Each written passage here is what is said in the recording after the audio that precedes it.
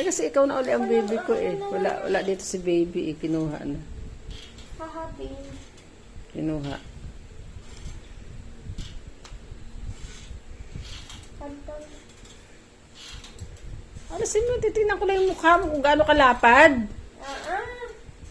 Hindi ko naman yan ipopost. Ano ka ba naman? Kilala kita nang popost ka kahit ano. Hindi naman yan. At ang pangit naman na itsura mo dyan. Ba't kita ipopost? Eh kung maganda ang kuha mo, di ipopost ko. Eh kaso nga, swangit.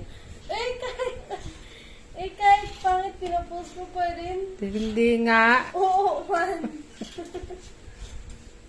Ang pangit ni Katrina. Ang laki ng hita. Ah. Maganda nga yun. Ang taba mo na ay. Napapataba ako yung lockdown. Ay, di, pares kayo ng mami mo. Kasi laki kayo. Ganun talaga mother and child. Papapayat ako pag ano. Ganun din si mami mo pala yung papayat. Ako tapos ang ano, papapayat na ako. Hanggang sa tumaba. Magkaiba kami.